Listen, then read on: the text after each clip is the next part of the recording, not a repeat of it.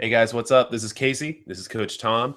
We are Shot Science Basketball, and this is our Shot Science Sunday live show. This is number 119 for our overtimes. Wow. What we typically do is that we have a topic that we discuss at the top of the hour, and we're going to do that today too. And while we're doing that, you guys are going to send us your questions.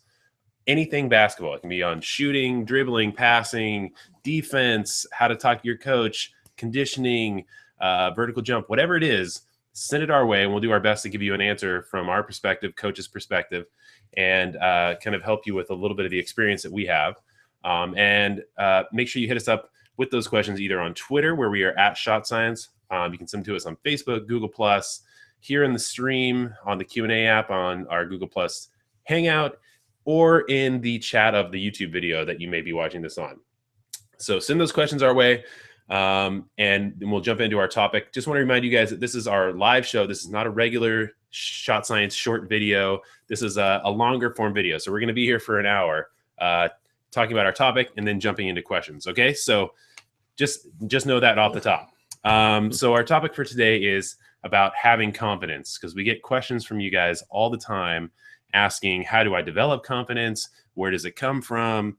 How do I magically have it? I mean, it seems to be one of the questions that we get the most about, just on a daily basis, right? Yes, for sure. So what are some things that people can do to kind of help build their confidence, or what are some of the keys to it, I guess? Well, I think one of the things that is important to kind of look at, first of all, is what is the root of your lack of confidence. And the root for that whole thing has to do typically with two things. Number one, your poor skill development, or inadequate, let's put it that way, inadequate skill development, and the trust that you have in yourself. And usually what happens is that as we play more, as we practice more, we start to develop a certain level of confidence. But that being said, the thing that's really important is that confidence is rooted around yourself and your confidence in the things that you can do with the basketball as a part of the basketball game. If you have very poor ball skills, you're not going to have very much confidence there either. And so the thing that you want to do is to take and develop those skills so that you have the confidence to go ahead and use them. One of the things that comes to my mind right off about lack of confidence is this, is oftentimes a very unskilled player gets into the game and somebody throws him the basketball, and the first thing that he wants to do is get rid of it. He does not want it to be in his hands. Just and so panic. It's a panic situation for sure. And so what happens there is he immediately looks for somebody to throw it to, and they may not be open, but he wants to get rid of it anyway. And that can very easily turn into a turnover that's going to go to the advantage of the other team. So it's very important that people kind of work on those skills. Now, how do you do that? Well, if I were to take and look at this little equation, so to speak, skill and development of skill equals confidence. When you have that built, then that begins to build more and more confidence in you. And then when you take that to the floor, take it to the game. And we talk about this almost every week, and it's one of our pillars. When you take it to the game, what happens is then you're probably going to make a few mistakes. And here's the thing that I think is really important is every mistake you make, think of it as a failure. That's kind of a harsh term to use on it there, but think of it as a failure. And when we are learning how to do something, we usually face failure in the beginning. Nobody comes in as a master of the game just right out of the cold. It just doesn't happen, even to the very best players. They start off and they make mistakes, and those are little failures, and that's how we learn. This is a kind of an analogy that we use every once in a while, and that is when people are learning how to do such things as ride a bicycle or ride a skateboard or snowboard or whatever. When you first get on it, you're going to fail, and you're going to fail. And then finally, there's that little success where you're able to ride the bike a little ways. And then out of that tends to grow a little confidence, and then more confidence and more confidence. Go ahead, Casey. Yeah, well, what I was going to say is along those lines is what separates great players from either the players that struggle or the ones that are just kind of okay are the ones that can use failures or mistakes or whatever you want to call them as motivation to get better, instead of dwelling on it and allowing it to kind of sabotage any effort you put towards developing your skills or developing your game. So if you're constantly sitting there and just worrying about the fact, oh, I turned the ball over 2 games ago, or I got blocked by that one guy, last season or whatever. I mean, if you're worried about stuff that happened more than 10 seconds in the past, you're going to psych yourself out of anything else that you're going to do. Everybody's going to get blocked. Michael Jordan probably has been blocked more times than you ever will in your entire life.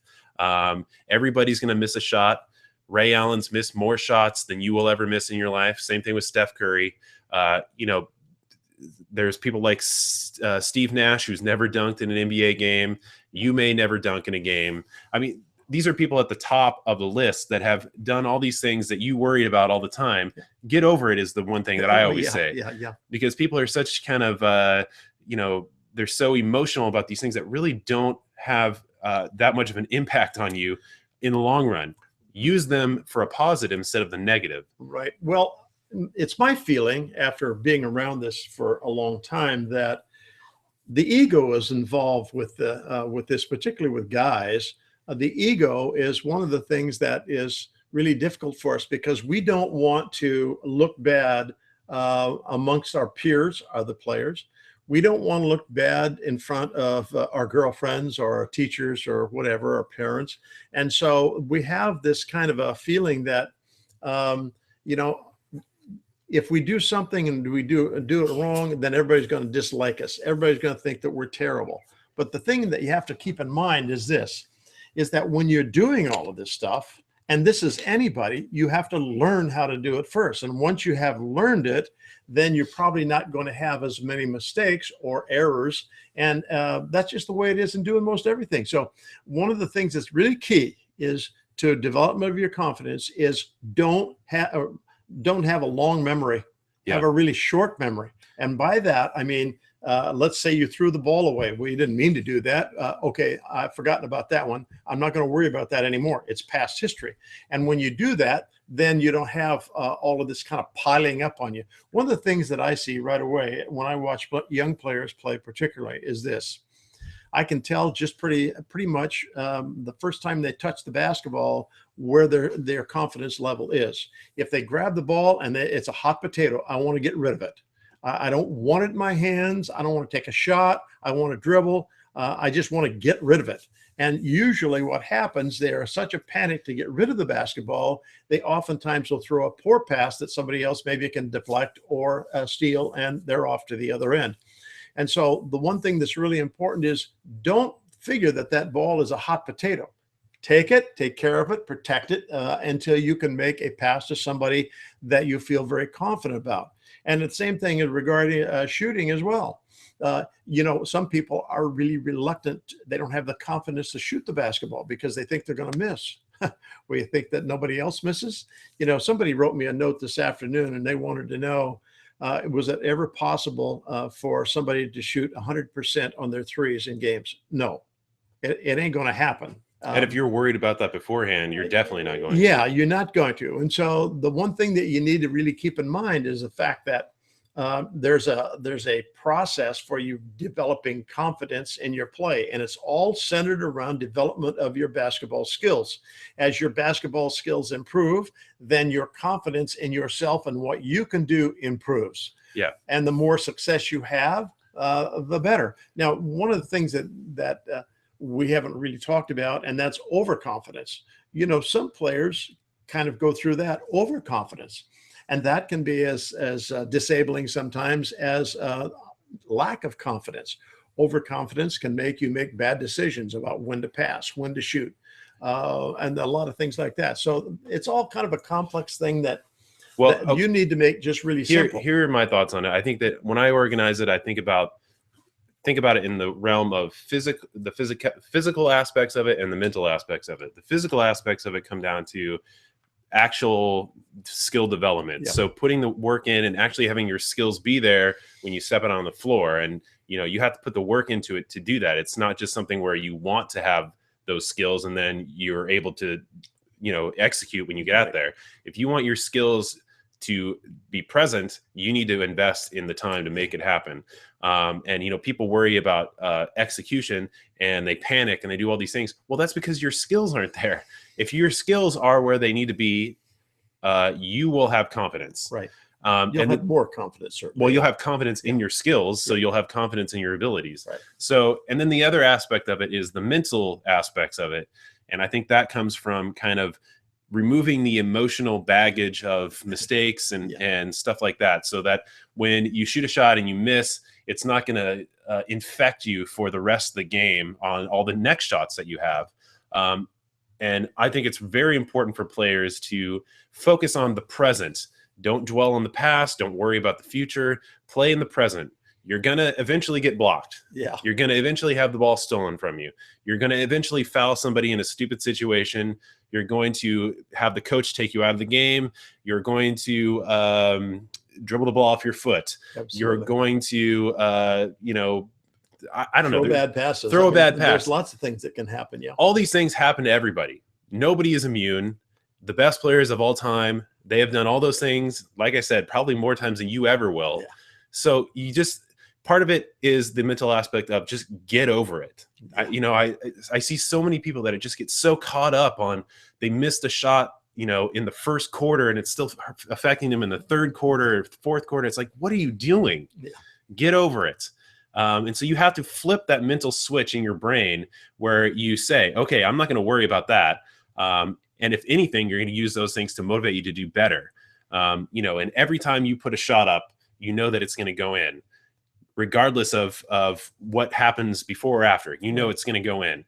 If you're playing defense, you know you're going to beat that guy and stop him from getting by you. Even if he does end up going by you, you didn't go into it thinking, oh man, this guy, he's going to take me all the way to the rim and I'm not going to know what to do. That's a horrible way to approach it. You're going to step in there with some confidence and say, okay, this guy's not getting by me with any chance.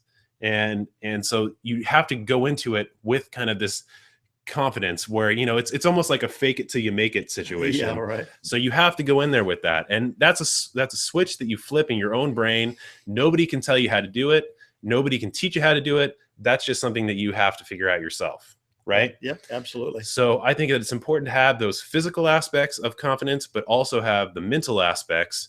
And if you have the physical aspects, then you'll be able to back it up with the mental kind of switch you have to flip. Right. Right. And I think that a lot of it is rooted also, and I mentioned this a while ago, is rooted in what other people may think about you as a player. And you kind of let go of that too. There was one of our players in summer league, and he's one of my shooting students, and he's made a lot of progress. But he would get into the game, and he plays really hard. He plays good defense, and he's quick and whatnot. When he gets the ball, he just wants to get rid of it. And during the course of a couple of games, he would come out, and I would tell him, "Look, Andre, shoot the basketball when you have the opening. Shoot it." And he just kind of grinned at me, and like. And the grin was telling me he didn't have any confidence that he could make the shot. And so I said, look, you've made a lot of these shots just when we're working a one-on-one, and I know you can do it now. Shoot the basketball. We went through 2 games and he didn't take any shots at all. One of these days he's going to take it and realize that he can shoot the basketball and he'd be okay. Yeah. So, I mean, that's kind of our thoughts on confidence, really. Yeah. And we talk about that in most every session. It seems well, people ask that question all the time. Yeah. But, you know, the thing about it is that when it comes to any of these things, people think that there's something that we can say or tell them to do that's going to instantly make it happen. Yeah. But with any kind of training or skill development situation, you have to invest in the time and the effort to make it happen. Yeah. The only switch you can flip in this situation is the mental one, where you kind of get out of the mode of being so down on yourself. Yeah. But all the other stuff requires you to invest in time and effort. Yeah. And there's no little blue pill you can take. There's nothing that we can say to inspire you to do it. You just have to get out there and do it. Yeah, absolutely. All right. Hope that helps. Yeah. So, I mean, there's so many more intricacies of confidence and stuff that we can talk about more if you guys have those questions. So send them our way. But those are like the keys. Yeah. Develop your skills, get in a proper mental space. You know, another thing, let me just take a moment here. I was trying to button it up. I know you were. One of the things that is really key in this whole thing too is the coaching that you receive.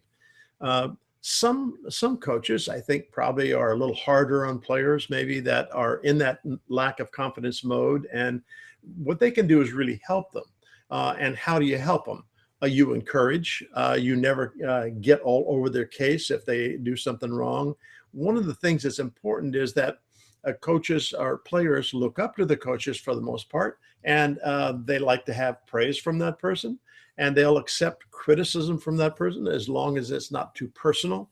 And so coaches can do an awful lot about helping you develop your confidence. You had a great game today. I really loved how you played on defense. Hey, you shot the ball better than I've seen you shoot it for a long time. Just positive input for players really helps a lot. Yeah, well, I mean, but I think that's great kind of inspiration for coaches to think about. Yeah, it is. But if you're a player, don't rely on anybody other than you. Yeah, because you are the only person that has any control over any of this stuff. Yep, absolutely. And if you sit there and wait for somebody to help you, or you sit there and you wait for somebody to be kind of the coach that you think you need, good luck, because that does not happen. And it really is up to you 100%. All right, so let's jump into questions. If you guys have questions that you want us to answer, please send them to us right now. We are at Shot Science on Twitter is probably the best place to catch us. You can catch us on all of our social media places. Make sure you follow us on them as well. But send them to the chat here on YouTube if you want to get them in, or in the Q&A app on Google+. And tell your friends and family to check us out, because that helps us grow the team and do more cool stuff. Okay, so let's jump in. This one is from Philly Kicks, who says, what should I prepare for as a walk-on for IUP basketball team? It's a D2 school. The thing that comes to my mind right off on that is that you need to be prepared in all aspects of the game. They're not going to invite you to come on as a walk-on unless you have some pretty good skills anyway.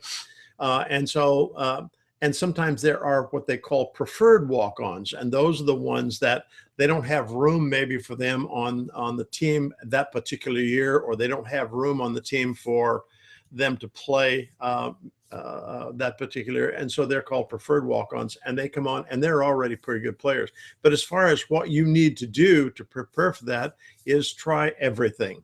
You got to be able to do all things in basketball to compete on any college basketball team. And it doesn't make any difference if it's a D2, D3, NAIA, D1, doesn't make any difference. Great basketball is played on all of those levels. And like we say on every live show, don't go in playing for a position. Yeah.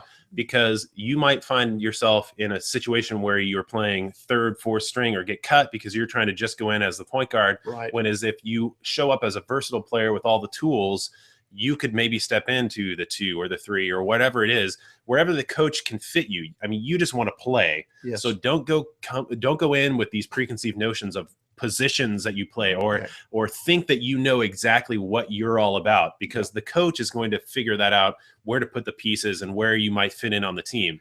So don't pigeonhole yourself. Well, that, and the fact that if you have really worked hard on your skills, or if you hadn't, you need to get busy on them. If you're pretty sure you're going to be a walk-on. Now, sometimes, that doesn't turn out quite like you think it does. But the thing that's important is that you might do something in practice that this coach and the coaching staff really likes. And maybe they're thinking about, okay, maybe we could use this guy in the future. You always want to be thinking about that potential, but it's not always going to be there. But good luck to you. Yeah, and that'd be great to see you make it. Some of the other things too are maybe show up at the open gyms, or know kind of what the program is for the coach, and like what where he may be, and do some stuff outside of the just general practice or tryouts or whatever they may be, and kind of show up on their radar outside of all this stuff. Yeah, that's true. If you're just going in for the tryouts, that might be a situation where, they might see you that one time. Maybe you don't play well, maybe you do, but they have never seen you before, and they kind of have other things locked in. Try to be there, and, it's all about being like kind of the squeaky wheel, or just be the most visible person that you can be. But definitely come in with everything kind of prepared. There's nothing you can cram for the night before Yeah, that's going to no, make you a better, more viable player. no, that's true. And then go check out our video, How to Make the Team, where we talk about all these kind of little less, maybe a little bit more subtle things that are not necessarily things that are skill driven, but are more in the terms of like effort and initiative and things like that. That would be good. And be in very good condition too. How to Make the Team. Yeah. Okay. Let's see. Let's go to the next question here. We have one from Lawman, who says, "What is better, AAU or high school basketball?" Well, in what context better? Does it mean better quality of play, or That's super vague. It is vague. And one of the things that would come to my mind is this: if you're looking at it like this, would it be better for you to play AAU or better to play high school? And you have to make a choice, or you're going to make a choice. It really depends upon kind of where you are. If you're a highly skilled player and you feel like you're not going to be able to be seen very much in high school basketball, and you figure, well, with AAU, then maybe that's where you ought to focus. Most of the players that I'm in contact with are those who play both. And they play in the off season for their AAU program or travel team program. And that's where they get around to tournaments where possibly coaches have a chance to see them play.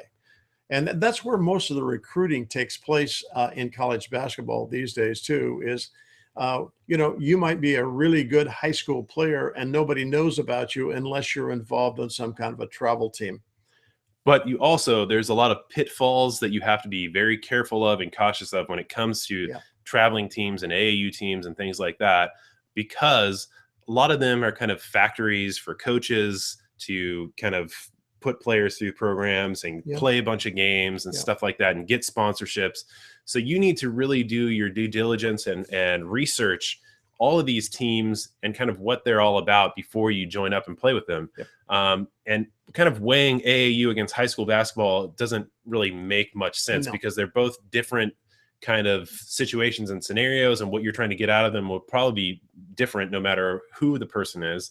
But go check out our videos where we're talking with some of our guests on the live show, like Coach Bobby Bramlett. Who are some other people? Probably Aaron Wolitzko. I was going to think of Aaron. Yeah, that'd be good. Damjanovic. There's a bunch of people that we've talked to in the past that talk about traveling teams versus high school teams and things to look out for. Bobby Bramlett would probably be the best one to go look at, just because he kind of talks about things that travel teams or club teams might take advantage of players if they haven't really researched what they're getting into. Well, yeah, and he's been involved in that in the travel team basketball for the last 20 plus years, probably 24 years, and so he's really a man to ask that kind of question to. Well, I mean, just go watch that video and we talk about that stuff. Okay, so let's move on to the next one. Well, and the other thing too is, and it's been in the news, and I know Jay Billis has talked about it too, is if you're playing on all these travel teams and AAU teams, they are not investing much in skill development. It's mostly just about playing games. And that does become a problem when all you're doing is playing games and you're not working on your skill development, and you advancing as a player doesn't really optimize for that situation. Playing games is great, and playing a bunch of different types of players against a bunch of different teams is great, but you need to develop your skills as well. Otherwise, you just kind of become a very unbalanced type of player. Your body isn't really prepared to play that much. Your brain either. Yeah. There's been an awful lot of things around the internet recently from a lot of really well-known names in both NBA and college as well, how they're kind of taking to task what is happening with AAU basketball and that type of basketball, how oftentimes there's not any real skill development, and they're thinking that is having a negative effect upon the development of basketballs and the basketball players in this country. I kind of believe that too. Anyway, so let's leave that one and go on. Yeah, hold on. Let me see here. I got to refresh. Okay, let's go back here. This one is from Rosie X, who says, "I'm trying out for basketball this year and I don't know what coaches are looking for. I know they look for attitude and teamwork, but what else?" Go check out our video on how to make the team. Yep. we actually have several videos in that kind of series, and it's some from us and then some from Coach Casey Hill, who coaches the Golden State Warriors D-League team. And, we kind of talk about all the things that coaches look for, especially. Obviously, the number one thing is always going to be skills. You have to have the skills to pay the bills. And all these other things make you more valuable. Right. So your coachability, your attitude, your effort, your initiative, all these other kind of ancillary things that amplify what you do with your skills. But you can also be the most skilled guy, and coaches might not want you because you're just an absolute jerk, or you're a ball hog, or all these other things that can affect that. So you coming in as a total package is very important. So go check out those videos. Yeah, absolutely. Okay, this one is from Pro How, who says, "Hey coach, how can I improve my floater shooting and ball handling?" And it's a one-word answer. Practice is a good way to start. Yep, practice. That's the only thing. Smart, diligent practice. Yeah, there are no easy ways to get there. Okay, this one is from George Vergas, who says, "Hey coach, when I shoot the ball, it hits my head sometimes. I know it sounds funny, but when I try not to bring the ball back, when I try not to bring the ball back, I destroy my shooting form and nearly always miss." Well, what's going on there is you should go to our shooting. What is the title of that? Is it form shooting? I think form shooting would be the place that we want to go to. It's a video that kind of explains all that. If you're bringing the ball back, looking at this from the side, we want to have the elbow and arm in an L shape, and you want to have the hand cocked. Oftentimes what happens when you're shooting the basketball is you take this ball and you bring it back like this, and it reconfigures this arm into a V. When it comes more to the V angle, the ball will always be flat, always. When we get it to L, and then it's away from our head, and we oftentimes use an analogy that we refer to as the glass. And this is a kind of a little thing where imagine that you've got a pane of glass and you're touching it with your nose and your belly button, and the ball can never get back into the glass or beyond because you can see it changes the angle of the arm. We want the ball out here so that the elbow is in an L position. That helps you have better arc. Well, here's my thoughts. Yeah, here's my thoughts on it too. Is that when you are doing things like bringing the ball back? Let me grab this ball right here. But you're bringing the ball back like this. You're essentially setting yourself up for a shot that is mostly in your arms, and it's mostly going to be very flat. Yep. So you're bringing it back. You're expecting this, and I think it's mostly because people are trying to heave it instead of coming here, using your legs, and going straight up into your shots. I'm not really at the best angle to do it, but when you go up, you should have the ball here. This is where it comes into the set point, and you're already going up with your lower body, and it should just extend straight up as you finish. When you come in and you bring the ball back, you're bringing it back here because I think you're going to try to heave it with your arms instead of your legs. And if you do that, you're going to bring your arm down, and it's going to be a flat shot. So when you're talking about your shooting mechanics kind of going to crap, I think that a lot of that has to do with the fact that you have to realize that if you're going to change things in your shot, you have to break them down. And you have to break them down to like kind of the foundational elements and then build back up. And it's going to be tough for the first, few days at least, where you try to get the muscle memory and all that stuff going. But you just have to kind of invest in that time and then develop your shot from there. Right. Okay, next one. This one is from This one is from Unknown, who says, How do you adapt to balls with different weights? Sometimes when our team plays an away game, the ball weight changes, and sometimes that throws off my shooting. The difference in the weight of balls is so slim. Yeah, it's minimal. Yeah, I mean, it should really, if it's more than something that you can adjust to, I think that they're using something illegal. Yeah, that could be the case, because I've never run into that where you find that big a difference in the ball. I've run into situations where there's different places have inflated the ball differently, but well, yeah, I mean, if they overinflate it, then it bounces weird. But but here, the only thing that I've ever felt like a weird basketball, you pick it up, is when you sometimes play outdoors and you pick up one of those super gnarly rubber balls. Yes, they tend to be heavier. That's the only time I've ever had a heavier ball. Yeah. Any of these other balls, I mean, they have like set weights where they have to be, like regulation weights. That's right. So you could have one of these balls, batten balls, or you could pick up a Wilson ball, or you could pick up a Spalding ball. They all should be just essentially the same weight. And, you know, I have those 3 balls here, and I could guarantee you they all weigh about the same. They're all about the same. So I don't know where you're going, where they're weighing different weights that it would actually affect you. You could even perceive it. So we don't have any advice for you there. So maybe somebody's messing with you. Okay, this one's from Owen Awesomeness, who says, "Hey coach, how do I have more control in shooting the ball? Because sometimes I flick my wrist to the right or left while releasing the ball." Okay, they've identified the problem. Yeah. So what do they have to do? Listen, you know, when you identify what the problem is, and no matter how you did it, what you have to do then is we always recommend the form shooting drill, and you can find that on our channel, and we recommend people do that every day.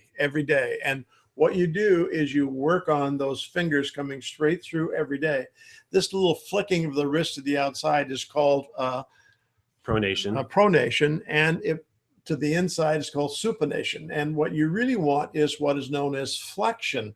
We want the flexion of that wrist to be directly, the 2 fingers on the finish on the ball to be directly to the middle of the basket. And you only do that by repetitive practice where you force yourself to do it. And you have to drop this word called flick. Yeah, forget flick. Flicking implies that you're going to be actually using your hand to flick the ball to the basket. That also will add to the tension of your shooting and in your muscles of your shooting arm. And you don't want to do that.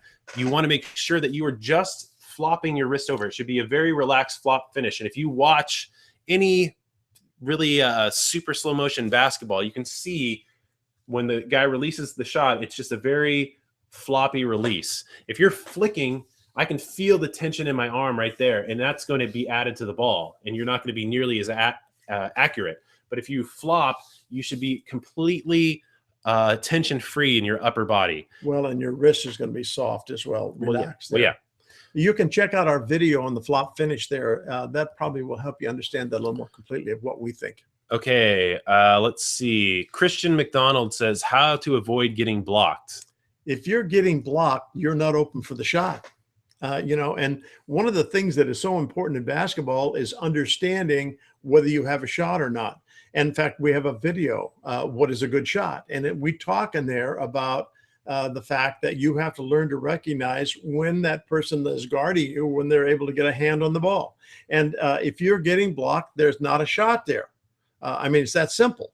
And then you have to learn maybe how you're going to create some space to be able to get that shot.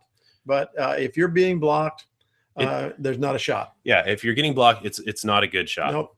And we have a video on that called What's a Good Shot, I think is what it's called. Yes, that's right. But you also need to get the tools in your toolbox, like creating space, using the shot fake, things like that, and getting the experience using them that will make you a player that doesn't get blocked. Well, one of the things that is going to happen to most everybody that plays is occasionally you will get blocked because maybe you didn't make the right decision. But once you kind of figure out what kind of space that you need to be able to get the shot away without rushing it, then your game is going to start to take off for you a little bit. Okay, this one is from @RolakMichael on Twitter, who's one of our longtime guys.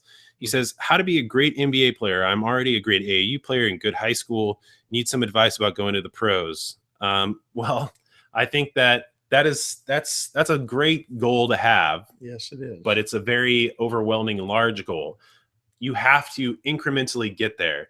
Unless you are somebody like LeBron James who comes straight out of high school, I don't think that that's really the most realistic approach to it. You need to be as great a player as you can possibly be at these different levels and move yourself up kind of systematically.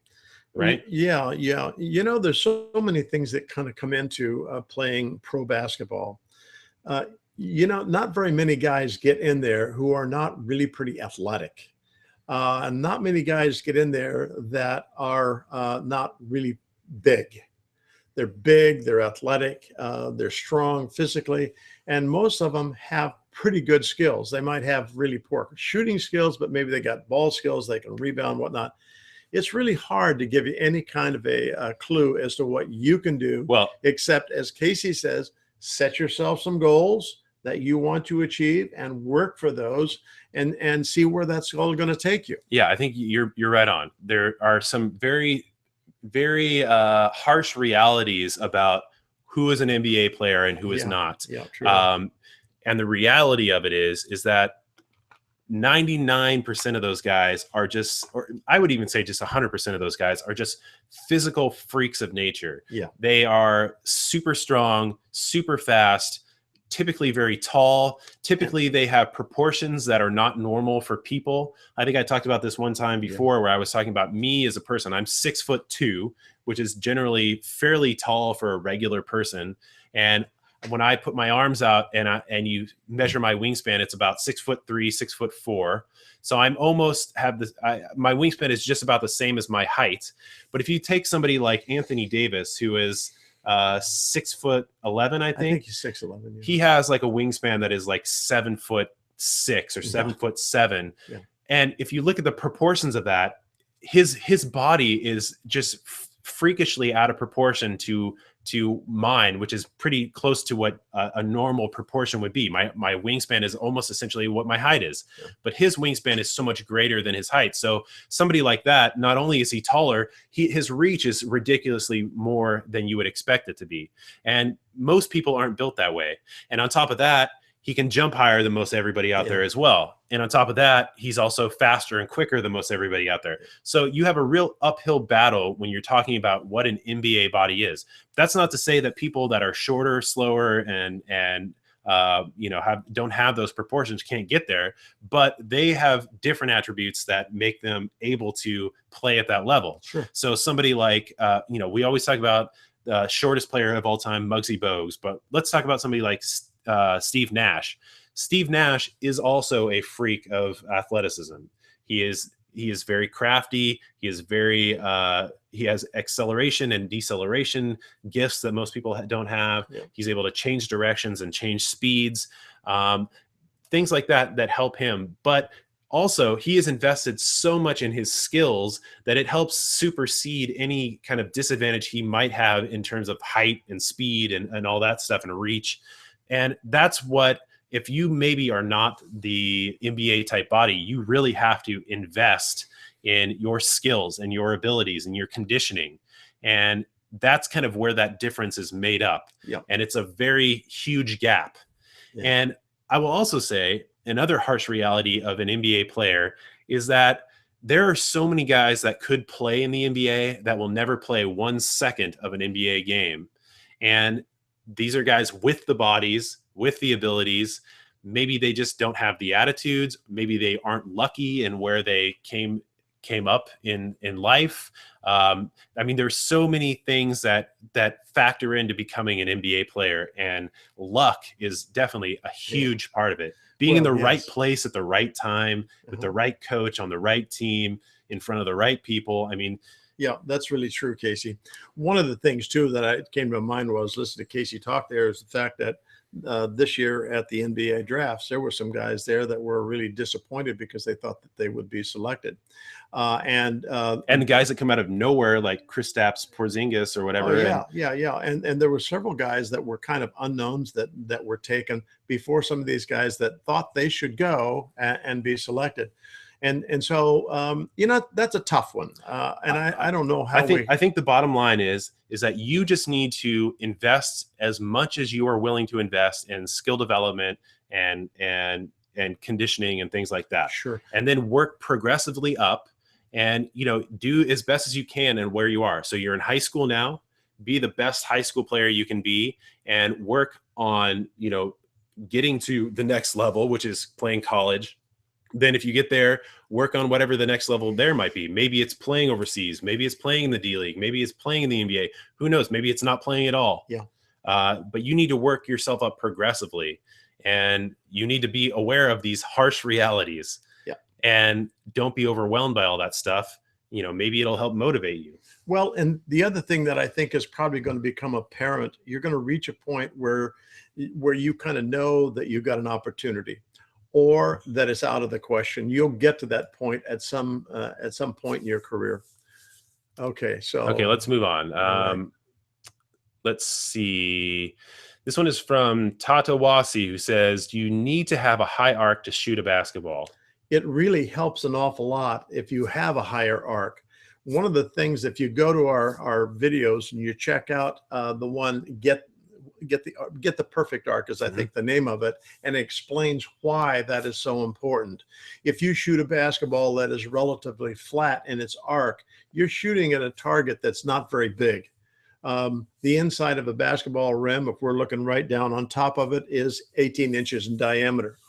However, if you're shooting a flat shot, what you find out is that you're shooting at a basket that is relatively only about 10 inches in diameter. And so the importance of the high arc. Now, how high?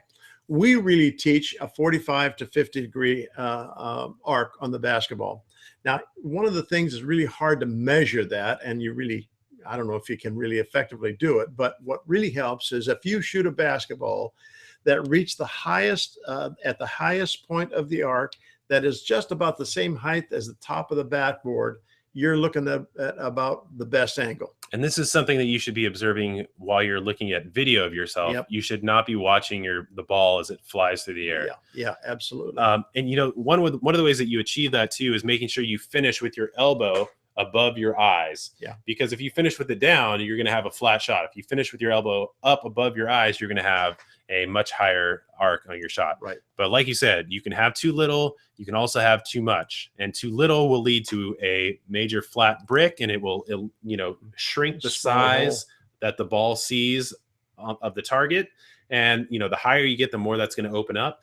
But if you get too high, you have to consider the fact that you are shooting a longer shot, because the trajectory of the ball is going to take longer for it to get there the higher it goes, and it's going to be less accurate because you're essentially shooting it from further away. Right. So you have to find that easy medium there. Okay, this one is from Tough Tanny, who says, "Hey, Shot Science, my basketball trainer has prepared me for my next high school basketball team. The question is, all of my team players are full of scrubs that lack significant skills, and my coach has allowed me to be the pace controller of the team. Unfortunately, in my area, the rivals high schools have stacked teams full of overrated, cocky AAU players. Are there any keys you recommend on leading a team of scrubs as the only star player on the team against stacked high school teams influenced by AAU?" Well, that sounds like a bad movie, but I would say that you cannot worry about things that are not in your control. So you can only play as you and your team, and who cares if they're cocky guys? I mean, Yeah. These are attitudes of people that I would love to play against, people that are super cocky, because then you can just essentially psych them out of their game the first time you put a bucket in on them or whatever. But just because they play AAU does not mean anything. No, it really doesn't. And here's the thing: if you have a coach of your team that is fairly well versed in the game, what he may do is slow the game down and take less pressure off of your team by taking more time, being more patient, slowing the game down. And usually guys like the ones you're describing, these rival high schools, they probably like the up-tempo game where they can really get out and go. I don't know that for sure, but yeah, well, I mean, just who knows? A thought. It could be the other way around. It could be, but by your team controlling game tempo, and the other thing is playing really good defense. Oftentimes games swing on which team is the best defenders. And in fact, there's that old saying that, offense wins games and defense wins championships. Well, there's an awful lot to that. When you have really good defensive players who maybe are not so skilled with the offensive, maybe you end up beating the other team 42-41. Who knows? Well, I mean, it's all about putting points on the board. So if you're able keeping the other team from putting them on the board. Yeah. I know, but that's what I'm saying is the person with the most points wins. Yeah, so right. If you can do as much as you can to put the points up yourself, but you also need to be able to stop them as well. Exactly. So I would it sounds like you've thought about this way too much. Who cares who you're playing? Yeah. And their attitudes when you get there. Yeah. I mean, that does not matter. Attitudes don't score points. Yeah. And you can play against people that have played AAU or they played, summer league. And it's like, who cares? That doesn't matter. Yeah. And influenced by AAU, I don't even know what that means. You just need to go out there and play your game. Worry about that. Okay. Gino Jaquita Tomo says, what makes America so much better at playing basketball than all the other countries? Hey, I mean, you're mistaken when you talk about that. I think that's a gap that is quickly closing. That gap is really closing. When you look at the NBA and you look at college rosters in basketball, you'd be surprised how many people are coming from other parts of the world to participate.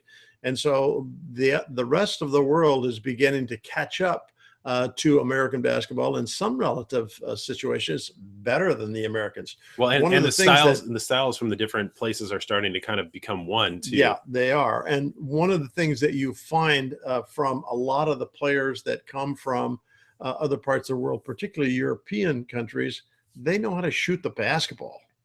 They're really pretty good shooters. You take a look at some of those that we have that have been in the league here for 4 or 5 or longer years than that. They can really shoot the basketball. So, and I would say too, it's also very cultural as well. Yeah, basketball originated in the U.S. It quickly kind of became a national sport, right. and it was only until very recently when international players even really started playing. I think that kind of really first started to become a thing with Drazen Petrovic and people like that, and Marshallonis, who played for the Warriors, and Detlef Schrempf, like these guys from Europe that came over, and they kind of opened the door for all these other guys, and that's how you end up with people like Dirk and Dragic and all these guys that are kind of like the new school of these international players. And that's how you get like people like Kristaps Porzingis getting picked, so early in the draft. And, 30 years ago, that didn't happen. No. And so I think that it's a cultural thing too, in the aspect of, a lot of kind of, a lot of people that are maybe from certain economic area, or socioeconomic disadvantaged people might look at sports as a way to get out of what their situation is, and so they invest so much in kind of trying to become an athlete and things like that. I think that might be part of it, but it's a cultural thing, and I think that the culture of basketball, especially in the last like 20 years, has started to kind of become one. And so when you go over to Lithuania, or you go to Japan, or you go to the Philippines, basketball is still different looking, but it's starting to look more and more the same. And it's not like half court basketball is only played in Europe and they have the funky key and all that stuff. I mean, everything is starting to kind of become the same. Yeah, it is. And so I don't know that necessarily the US is better. All right, let's move on. Okay. Let's set this off as the lightning round, because we're down to about 10 minutes and we need to get through a bunch of stuff. This is from DBZ Strike Ace 123. It says, "Hey Coach Tom and Casey, I've been working on my basketball handles quite a lot recently, but I never had good handles in the past. I've noticed some improvement. How can I manage to get around players and drive to the rim or create a shot for myself? But when I need to take the shot or even shoot a layup, I get alarmed that I'm about to get contested or blocked when I'm actually open and rush a bad shot. What's the problem here?" Rushing is the biggest problem. One of the things that happens here is that when you're developing your game, which you're describing what you're doing and you're on the right track, is that you're going to find some solutions to some of the problems that you're stating here. You think you're actually open, but you're not sure. And the more you play and the more you attack on defense or offense, the more you're going to understand the situation of when you are and when you aren't going to possibly get blocked. Yeah, it comes down to experience, is what I was going to say. It does. It's just all about experience. And it sounds like you're really on the right track when you're talking about developing your skills. Okay, this one's from Dejun Darty, who says, "Hi, Coach. How do I have a consistent jump shot?" This is lightning round. Yeah, consistent practice leads to consistent results. Yep. That's the only way you can do it. Yep. I Stupidable says, "Is there a chance for an Indonesian to go in a basketball team or even the NBA, college basketball team or even the NBA?" Sure. Of course. Sure. If you have the skills and abilities, then. Yeah. Who is the big fellow that's an Indian that was drafted this year that's like 7'6"? I can't remember his name. It's like Satnam or something like that. Yeah. And India is not a huge basketball country, but there's a guy who is going to make that leap into the NBA. Okay, let's see. Insta Kill Jack says, how can you not make your nerves take over during a game? Well, we talked about that a little bit at the very top of the show, and it comes down to having confidence in your skills, which leads to confidence in your execution. Yeah. Let's see. Giddy Witty asks, can you explain the art of down screens? That's a long conversation about screens just in general. Yeah, it is. But setting up screens, it takes a lot of coordination between the guy that's setting the screen and the guy that's setting up for the screen. Yeah. You need to make sure that you're established before the screen happens. And you have to have that guy help set it up. I mean, we've talked about that in the past. That's something that is better explained in an actual video than us trying to talk it out. Right. But when you call it the art of down screens, I mean, screening itself is it's all very similar, and it's just situations that are called these different things like down screens and ball screens and things like that. All it is, the same thing. It's just a different configuration on the floor. That's all it is. We'll try to have videos on that soon. Let's see. This one is from Jack McCoy. He says, how can I shoot a longer range and be confident and calm? I'm getting frustrated on shots. Okay. A simple answer on that is this. If you're shooting short, most of the time you're not getting your legs into it. I mean, that's absolute. There's no question in my mind. And so you might check out our videos on that, but you need to get your legs into the shot because that's where most of your power is. You take a look at the fact that all the large muscles of your body are located from your waist down. And when we talk about shooting and power, we talk about 20 to 25% of it from our shoulders and arms when we shoot, and the other 80% of it is coming from those large muscles of the core muscle group in our mid region and our legs. So, well, here's somebody here that's saying shoot further, lift weights. Yeah, that is the worst thing you can do. Yeah, that's horrible. What you want to do is do those things that you're talking about, but also use the form shooting drill and progressively work yourself back. You want to start out real close, like right next to the basket, like 2 feet in, master that area, 2 feet in all the way across the court, take a step back, master that, take a step back, master that.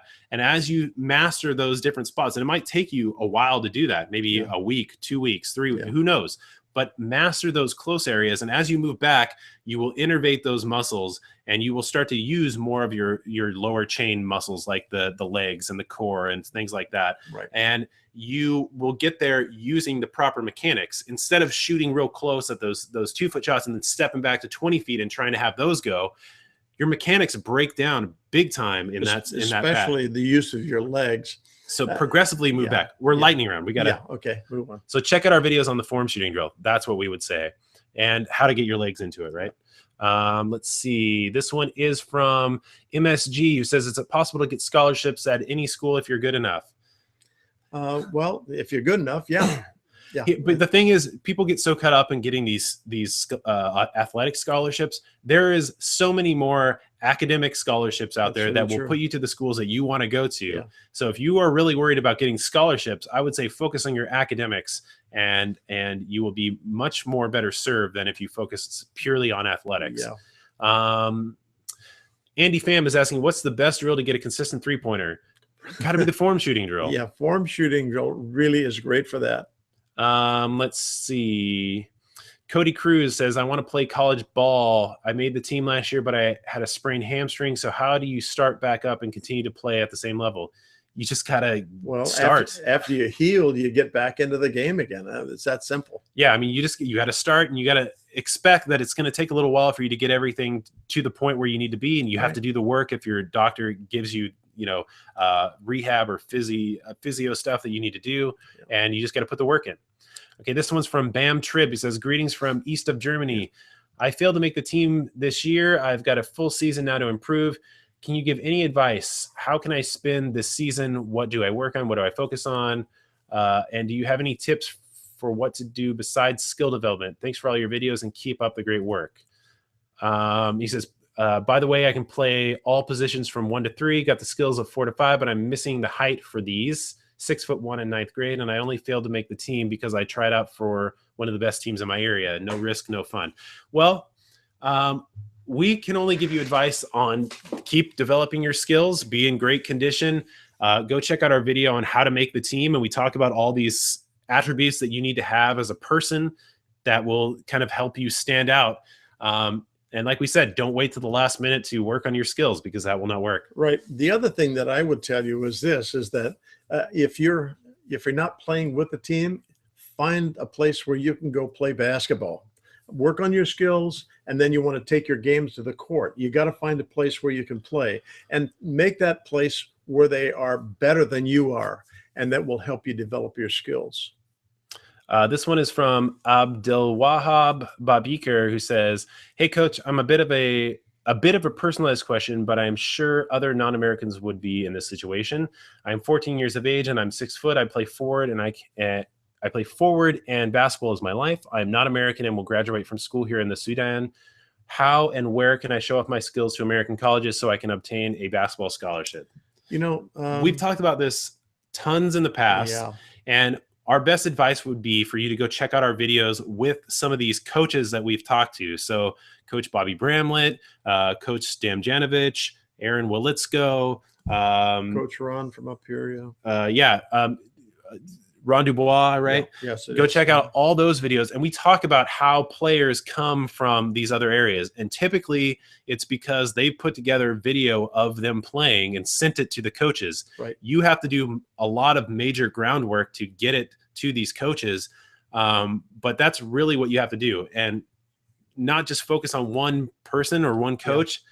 Kind of send it out to a bunch of people, and you never know what you might get back. Well, that, and the fact that you don't just send it to the NCAA D1, there's also a D2 level, there's NAIA level 1 and 2, and I think there's another one or two after that. Well, but get those out to those coaches so that they can see what you can do, and you might be really surprised that they want to see more of what you're doing, and they may even have somebody who can come by and see you play and then make a recommendation. And don't rely on some company that does recruiting and all that stuff. That is a waste of your time, money, and all that stuff. Yeah. You should be the person going out and doing the groundwork. Yeah. They will absolutely do zero for you except put it on their website, and that's it. Yep, pretty much. And they're hoping that coaches will come and look at it. If you really want to have this happen, you need to be the person making it happen. Yeah. Let's see. This one's from Brandon Corey, says, in school they have small hoops and I play on them every day. Would this affect my shot on a proper size hoop? Thanks. The fact of the matter is that if you want to shoot great at a regulation size basket, that's what you should be shooting on. Yep. Shooting on anything different, there will be an adjustment period. Let's see. This one's from Shy the Dreamer, who says, what's the difference between cockiness and confidence? How can you tell the difference? And how can you get out of fear of showing off new things that you've learned? I'm in the post to guard transition. I'm in that post to guard transition and I'm doing pretty well with it, but it's just not second nature yet. Nobody is really just going to have time to just think in a game. But I almost never get the opportunity in a game situation. Is that when pickup games come in? Okay. That's a long question. I would just say that the difference between cockiness and confidence, cockiness is showing off. Confidence is knowing that you're going to succeed, right? Yep. And I think that when you go into playing basketball, you should not be going in to show off. You should be going in to effectively score baskets and play defense. Yep. Anything else is a waste of your time. Showing off new things should not be something that you worry about. Having effective skills is really what it's going to come down to. And yes, I mean, pickup games are a great way to get that experience that you need. Yeah. So like we always talk about, the 3 pillars of practice. I'm not going to talk about them this week, but you have to have an even balance of the 3 pillars of practice. Okay, let's just do one more here. Let's see. Let's just do this one from Ulysses Vega, who says, how good do you have to be to get a basketball scholarship? Well, a basketball scholarship, I'm figuring you're talking about a college scholarship, right? Well, you have to be really good. And even if you're not great, if you're not super athletic, there are different levels of college basketball that you possibly can play. Some of the best basketball that I can remember seeing, college basketball, is played on the D2 and D3 levels. The biggest difference between D2 and D3, well, actually D1 and D3, is the fact that there are a lot of really good shooters on the D3 basketballs teams, and there's over 400. I think there's 475 or something like that of those schools throughout the United States. I think that's even over explaining it. I think that what it is that there is no specific cutoff or anything like that. Lots of time coaches take players that you wouldn't even expect them to take because, you know, maybe they like their work ethic, maybe they like them for some, you know, personal reason, or maybe they're showing some kind of, maybe they like them more than somebody. I mean, who knows? You have to go into it with your package ready to go, your tools ready to go. And whatever happens, you need to show that you are the better person for that position. I mean, that's really it. And if you're worried about what the cutoff is and just barely sliding over that, good luck. Yeah, because that's not going to help. Okay, I'm going to do a couple of real quick ones right here. Josh Conliff is asking, can you give me advice on floaters and left-handed layups? Floaters, we have a video on that, so I would say go check that out. Left-handed layups, everybody asks that. They are the exact same as right-handed layups, just the mirror image. So everything that we say on how to do a right-handed layup or a strong arm layup, you just flip it around the other way and do it for the other side. It's going to be a little bit more difficult because you don't have the same control that you have on the other side, but it's exactly the same. There's no difference. And we have videos on that. Yeah, on just making layups. And then somebody up here is asking about, Anthony Chin is asking, what drills can I do to improve footwork so my dribble could be more convincing? I mean, you just need to work on selling the move, and look at all of our videos on the dribble attacks. We talk about all that stuff. Yeah. Go check those out. Okay, so I think we're going to cut it off right there, you guys. If we didn't get to your question, it's not because we don't like you. It's because we just ran out of time. So if you have questions that you want us to answer during the week between our live show, then send them to us on Twitter. We are at Shot Science. You can send them to us on Facebook, Google+. You can also, if you find the Shot Science YouTube video that you think best kind of fits your question, put it there, ask it there, and we'll do our best to get back to you on there. Right. And make sure you're following us on Instagram and on Snapchat, because we're doing cool things on Snapchat all the time as well, and stuff that you might not know unless you follow us there.